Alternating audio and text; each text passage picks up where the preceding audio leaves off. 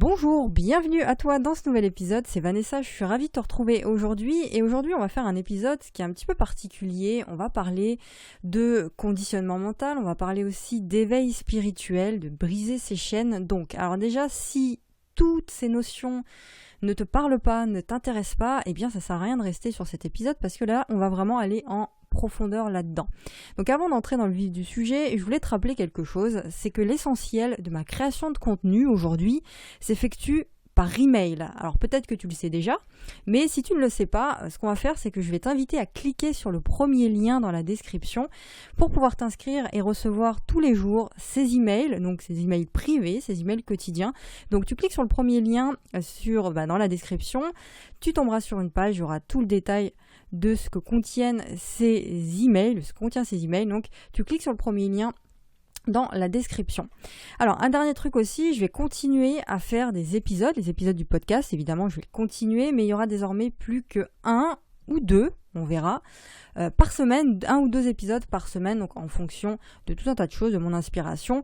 Voilà, donc 1 ou 2 épisodes du podcast par semaine. Voilà, donc maintenant que tu es au courant de ça, je voulais te parler d'une discussion que j'ai eue avec une cliente au sujet de nos croyances mentales, en tout cas de ses croyances mentales, de son conditionnement, si tu veux, et de ses difficultés à elle de se sortir de tout ça, de toutes ces croyances. Bon, on parlait aussi d'éveil spirituel. Et donc moi, ce que j'ai envie de faire ici, c'est de t'expliquer un petit peu la discussion qu'on a eue, et surtout de t'expliquer l'exemple que je lui ai pris pour lui faire comprendre comment est-ce que c'est possible de se sortir de ces barrières mentales et d'aller vers cet éveil spirituel finalement. Bon.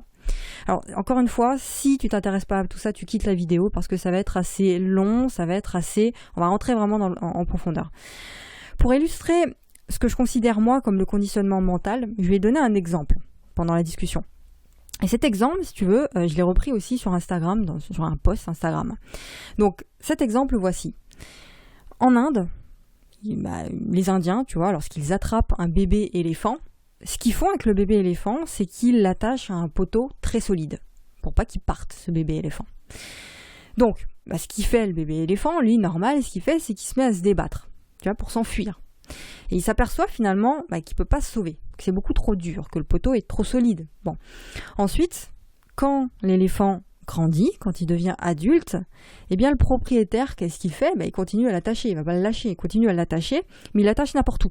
Il le prend avec lui, il attache un peu n'importe où, et y compris à une chaise en plastique, tu vois, n'importe quoi, une chaise, un truc pas lourd, une chaise en plastique qui pèse même pas 1 kilo.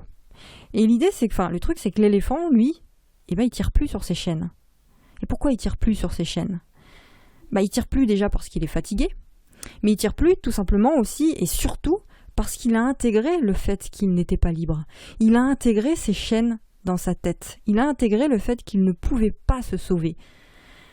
Et il a intégré ça comme quelque chose de normal, comme quelque chose faisant partie de lui. Et comme il a intégré ça comme quelque chose de normal, eh bien il ne se rebelle plus. Il est persuadé qu'il n'est pas libre, ok ? Il est persuadé qu'il est moins costaud que la chaise en plastique. Donc ça, c'est du conditionnement. Et le comportement de l'éléphant, tu vas comprendre là où je veux en venir. Le comportement de l'éléphant, c'est le comportement des êtres humains aujourd'hui sur Terre. C'est le comportement qu'on a tous à différents niveaux, évidemment.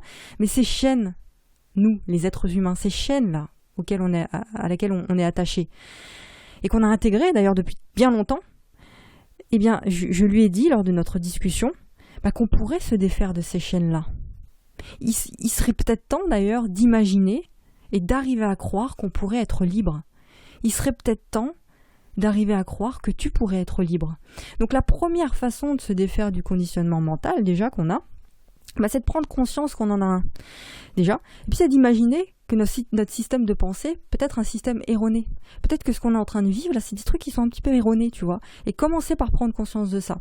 Et surtout, commencer à imaginer que tu puisses vivre sans ces barrières mentales, que tu puisses t'en débarrasser pour être libre, pour te sentir libre surtout.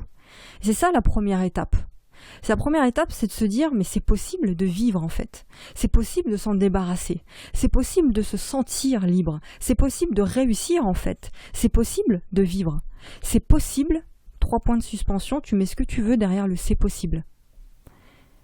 C'est possible tout simplement d'être libre. C'est ça, c'est imaginer tout simplement qu'on pourrait être libre. Donc l'idée, c'est que dans la vie en général, Voilà. Il faut arrêter de négocier les chaînes. Il faut arrêter de négocier la longueur de nos chaînes. C'est ça le message que je veux te faire passer ici, c'est que ça veut dire quoi? Ça veut dire qu'au lieu de se plaindre de telle ou telle chose, au lieu de se plaindre que lui, il fait pas telle ou telle chose, ou que le gouvernement n'est pas assez présent, ou ne fait pas ci, ou ne fait pas ça pour nous, au lieu de se plaindre de ça, parce que ça veut dire quoi? C'est tout simplement négocier la longueur de nos chaînes. Faudrait peut-être imaginer juste qu'on n'a pas de chaîne. Faudrait peut-être imaginer qu'on est libre. Tu vois? Pense à la liberté, en fait. On n'a pas besoin d'eux pour vivre. On n'a pas besoin d'eux pour penser. On n'a pas besoin d'eux pour réfléchir, pour savoir comment vivre, pour savoir comment se nourrir, pour savoir comment quel aliment est bon pour nous ou pas, est bon pour ton corps ou pas. On n'a pas besoin d'eux pour savoir comment éduquer nos enfants.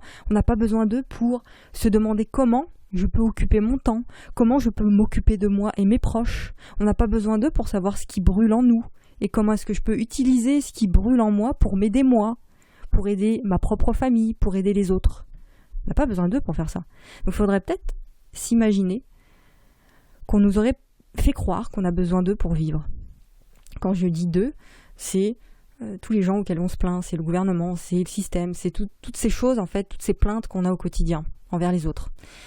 On n'a pas besoin d'autorité de quelqu'un, de l'autorité de quelqu'un pour vivre. On n'a pas besoin qu'on nous donne des ordres pour vivre. On n'a pas besoin de nous dire tu commences à telle heure et tu finis à telle heure pour vivre. On n'a pas besoin d'avoir quelqu'un au-dessus de nous pour vivre. Il faudrait peut-être s'imaginer qu'on n'a pas besoin de ça pour vivre, justement. Tu vois où je veux en venir? Et je lui ai dit ça, donc bon, ça n'a pas été dit comme ça, mais c'est dans une discussion. Et on en est arrivé à la conclusion de savoir, mais qu'est-ce qui nous empêche, qu'est-ce qui nous fait peur finalement, nous les êtres humains dans la liberté? Qu'est-ce qui nous fait peur dans le fait d'être libre? Qu'est-ce qui te fait peur, toi, dans le fait de faire passer un message aux autres, sur Internet, par exemple? T'as un truc en toi, qu'est-ce qui t'empêche de l'affirmer? Qu'est-ce qui t'empêche, qu'est-ce qui nous fait peur, nous, être humains, dans le fait de commencer à créer quelque chose, un job, par exemple, une activité qui nous correspond vraiment? Qu'est-ce qui te fait peur dans cette idée-là? Pour qu'ensuite, un jour, tu puisses quitter ton job actuel qui te correspond pas, qui te bouffe au quotidien. Tu te lèves le matin, t'en peux plus, t'es fatigué de ce boulot-là, t'en as marre, tu veux arrêter. Qu'est-ce qui t'empêche à côté de créer une activité qui te correspond vraiment pour qu'enfin, un jour, tu puisses t'accomplir, vraiment? Qu'est-ce qui te fait peur là-dedans, en fait? Qu'est-ce qui nous fait peur dans le fait de pas avoir de patron? Qu'est-ce qui nous fait peur dans le fait d'être notre propre patron? Qu'est-ce qui nous fait peur dans le fait d'avoir la responsabilité entière de notre vie? C'est des questions que je te pose, tu peux y répondre en fait. Qu'est-ce qui nous fait peur dans le fait de prendre en charge, par exemple, l'éducation de nos enfants du début à la fin, plutôt que de remettre ça dans les mains de quelqu'un d'autre? Qu'est-ce qui nous fait peur dans le fait d'entreprendre, dans le fait d'imaginer qu'on puisse être libre?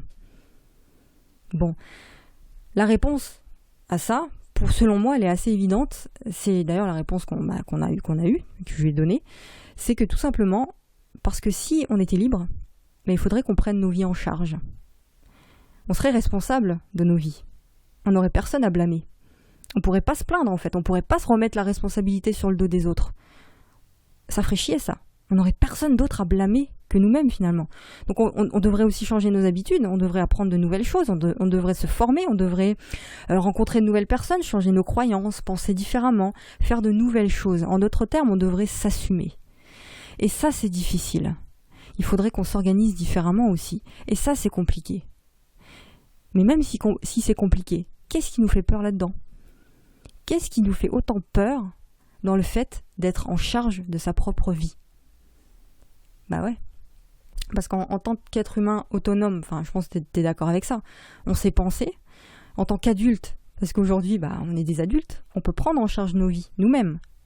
Et non attendre que les autres, quelqu'un d'autre, ou un organisme, ou que je sais pas quoi, le fasse pour nous. Bon, tu vas me dire, dis-moi ce que t'en penses dans les commentaires, tout ça, dis-moi ce que t'en penses. Bon, maintenant tu vas me dire, mais qu'est-ce qu'elle nous raconte celle-là? Pourquoi elle nous parle de ça? Donc c'est vrai que je parle beaucoup de ça en ce moment, ces derniers temps, par mail, sur Instagram aussi. Et j'ai expliqué qu'il y a beaucoup de personnes. De toute façon, je sais très bien qu'il y a des gens là qui comprennent pas ce que je raconte, et il y en a d'autres qui sont éveillés à ça, donc qui m'écoutent, et tant mieux, et c'est à ces personnes-là que je parle là. Il y a beaucoup de personnes qui sont en train de s'éveiller aujourd'hui dans le monde, beaucoup. Depuis pas mal de temps, mais là vraiment il y a un truc qui se passe. il y a beaucoup de personnes qui prennent conscience qu'elles pourraient être plus, qu'elles pourraient vivre mieux et plus heureuses. Il y a beaucoup de personnes qui prennent conscience aussi qu'elles ont bel et bien des blocages, qu'elles ont ce conditionnement que je viens d'expliquer, des trucs qui les empêchent d'être eux-mêmes vraiment, qui les empêchent de vivre une vie plus heureuse, plus alignée à qui ils sont. Donc ces personnes-là commencent à se poser des tas de questions. Et ça, c'est une bonne chose, parce que tous les jours, je suis amenée à discuter avec des personnes, à travailler avec des personnes qui sont comme ça, qui s'éveillent, si tu veux, qui veulent créer quelque chose, notamment sur Internet, qui veulent faire passer leur message, qui veulent réussir aussi à mettre des mots sur ce qu'elles ressentent. Parce que c'est super compliqué. Souvent, on sent qu'il y a quelque chose en nous qui brûle. On veut faire des trucs, mais on sait pas quoi. On n'arrive pas à mettre des mots dessus. Donc ça, on travaille là-dessus. Et je les accompagne à rayonner leur message, si tu veux, à impacter grâce à leur message, à vendre des choses qui aident les gens et pour avoir cette vie libre, justement, pour se créer cette vie libre. Donc tu vas me dire, mais pourquoi la plupart des gens ne le font pas ?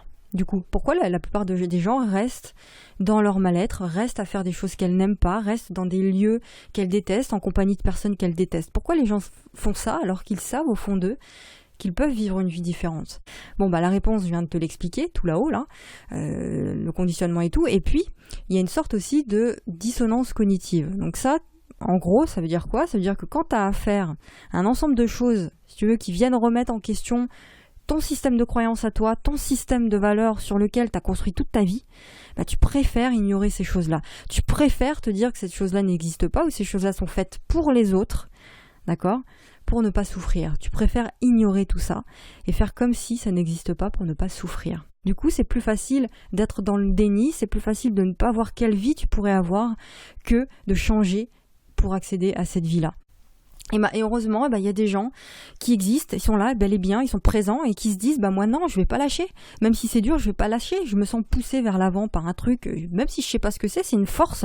Je ressens comme si j'avais une mission, en fait, un rôle à jouer pour moi, un rôle à jouer pour ma famille, un rôle à jouer pour les gens que j'aime, un rôle à jouer pour les gens. Tu vois, un message à faire passer qui est important, qui a de la valeur pour les autres, et ça, je veux contribuer. Et je vais prendre mon courage à deux mains et je vais le faire. Je vais me former, je vais faire des recherches, je vais m'éveiller encore une fois et je vais pas lâcher jusqu'à ce que j'y arrive. Et heureusement qu'il y a des gens comme ça. Alors bien entendu, on est considérés comme des marginaux parce qu'on réfléchit, parce qu'on va au-delà des faits établis, parce qu'on va en profondeur des choses, on va essayer de penser, tu vois. On est considérés comme des personnes perchées, comme des personnes bizarres. Et puis, tant pis, c'est pas grave, assume ça. Si t'es comme moi, tu comprends ce que je suis en train de te dire. Tu sais qu'il y a des gens autour de toi qui comprennent pas ce que tu fais, mais continue à croire en toi, continue à faire ce que tu dois faire, à faire ce qui te semble juste pour toi, pour les gens qui t'entourent et pour les autres. Ça, c'est ta vérité et c'est la bonne. Point. Parce que ce qui se passe en réalité, c'est que les gens autour de nous, ils comprennent pas ce qu'on fait, ils comprennent pas nos projets. Moi, les gens dans ma famille ne comprennent pas ce que je fais. Ils écoutent pas mes audios, ils écoutent pas mes vidéos. Et s'ils les écoutent, ils les comprennent pas en totalité. Ils comprennent pas pourquoi je fais ça. Ils comprennent pas que c'est quelque chose d'important pour moi. Et ça, c'est quelque chose que tu comprends si tu vis la même chose. Donc, t'es mis à l'écart. Et plus tu t'éveilles, et plus c'est pire ça. Plus t'es considéré vraiment comme un être associable, un être complètement perché et t'as plus les mêmes intérêts que les autres, t'as plus les mêmes discussions que les autres et ça peut être très frustrant, ça peut être fatigant même pour beaucoup et ça je comprends. Si t'es dans cette configuration là, je te comprends.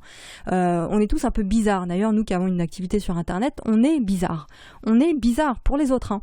Nous on sait qu'on n'est pas bizarre, on sait que on s'approche de la vérité, on sait qu'on fait des choses bonnes pour nous et pour les autres, mais c'est pas évident tous les jours, mais c'est comme ça, point. Et l'avantage d'Internet, et je terminerai là-dessus, c'est que tu peux exprimer ton message sans te faire juger, tu vois, parce que t'es écouté par des gens qui pensent comme toi, t'as la possibilité de créer une communauté de gens comme toi, de gens perchés comme toi, de gens qui pensent, de personnes qui sont en état d'éveil comme toi. Et ça, c'est génial d'avoir cette possibilité d'être en contact avec des gens qui ont les mêmes centres d'intérêt que toi. C'est rassurant. Et tu te sens un peu moins seul, tu te sens moins jugé. Eh bien, ce qui est bien avec Internet, c'est ça. C'est qu'on arrive à se retrouver entre nous. On arrive à faire un bout de chemin entre nous, entre gens éveillés. Tu vois, pouvoir s'entraider. Et ça, c'est génial. D'accord ? Et c'est la raison pour laquelle chaque jour, je t'encourage, j'encourage les gens qui m'écoutent à partager ça, à partager ce qu'ils portent en eux, à en faire quelque chose qui a de la valeur pour les autres, à partager leur message et à se lancer. Tu sais, Toutes ces personnes qui ont changé le monde avec leurs grandes idées, c'est des personnes, et puis leurs grandes actions aussi, c'est des personnes qui étaient considérées comme des fous, c'était des personnes qui étaient considérées comme des marginaux, c'est des personnes qui étaient considérées comme perchées, comme complètement malades, comme des gars enfermés en asile psychiatrique, tu vois.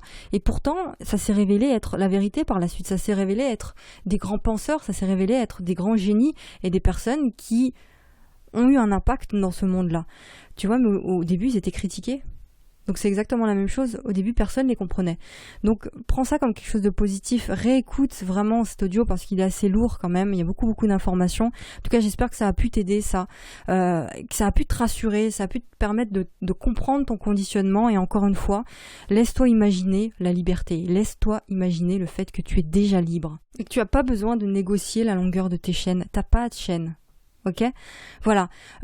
Bon, j'espère que ça n'a pas été trop perché pour beaucoup d'entre vous. En tout cas, si tu as envie de continuer la discussion avec moi quotidiennement, je t'encourage encore une fois à t'inscrire. C'est le premier lien dans la description. Tu cliques, tu tombes sur une page et tu entres ton prénom et ton adresse mail. Comme ça, on reste en discussion, en contact, toi et moi par email. Voilà, comme ça tu te sentiras beaucoup moins seul et un peu moins bizarre. Bon, je te souhaite une très très bonne journée. Si tu penses que cet épisode peut aider d'autres personnes, n'hésite pas à le partager autour de toi sur les réseaux sociaux, à l'envoyer à des gens autour de toi qui ont besoin d'entendre ce message-là. Je te retrouve très très vite la semaine prochaine pour un nouvel épisode et puis à demain matin pour l'email quotidien. Bisous, ciao.